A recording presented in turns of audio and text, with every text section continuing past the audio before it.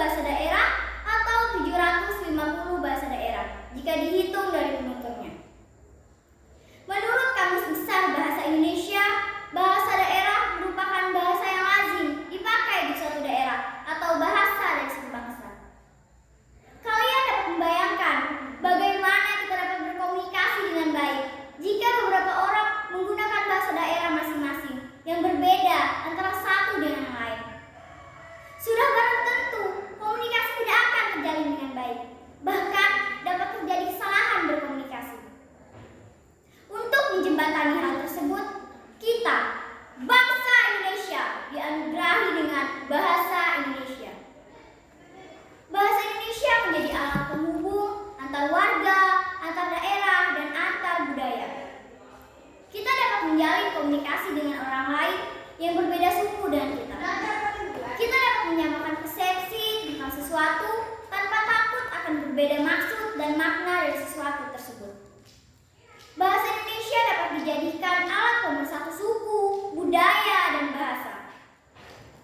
Menurut Ethnologue pada tahun 2020, pengguna bahasa Indonesia menempati peringkat ke-10 tertinggi di dunia dengan jumlah pengguna 199 juta pengguna. Peringkat pertama diduduki oleh bahasa Inggris dengan jumlah pengguna 1,268 miliar. Selanjutnya secara berurutan pengguna bahasa Mandarin, Hindi, Spanyol, Prancis, Arab, Bengali, Rusia, dan Portugis. Hal ini juga menunjukkan bahwa bahasa Indonesia banyak digunakan di dunia.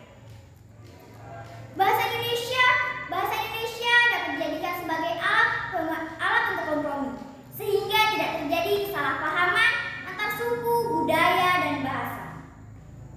Hal ini dapat terjadi karena antara bahasa daerah yang satu dengan yang lain terdapat kata yang sama tetapi berbeda makna. Bahasa Indonesia merupakan bahasa pengantar dalam pendidikan. Kita dapat membayangkan jika seorang guru menjelaskan materi pelajaran menggunakan bahasa daerah yang siswa berbeda suku dan bahasa daerah dengan guru tersebut. Hal ini dapat menyulitkan guru dan siswa. Oleh karena itu, bahasa Indonesia hadir dan mampu menjawab tantangan tersebut. Bagaimana bahasa Indonesia mampu menjadi bahasa pengantar dalam pendidikan? Terakhir, bahwa fungsi bahasa Indonesia sebagai dasar jiwa nasionalisme, lambang kebanggaan kebangsaan, bahwa kita sebagai siswa wajib bangga menggunakan bahasa Indonesia karena dapat mencerminkan jiwa nasionalisme. Hal ini juga dapat menunjukkan kebanggaan tersendiri sebagai bangsa Indonesia yang memiliki bahasa serta dapat mempersatukan suku bangsa, budaya, dan bahasa. Sebagai penutup, marilah kita sebagai siswa dewasa ini wajib bangga memiliki dan menggunakan bahasa Indonesia. Tetapi harus tetap melestarikan bahasa daerah dan menguasai banyak bahasa asing. Demikian beberapa hal yang dapat saya sampaikan berkaitan dengan tema cintai dan bangga berbahasa Indonesia. Semoga apa yang saya sampaikan bermanfaat bagi kita semua dan menjadi renungan bagi pribadi saya khususnya dan kita semua sebagai siswa pada umumnya. Akhir kata, wabillahi taufiq wal hidayah.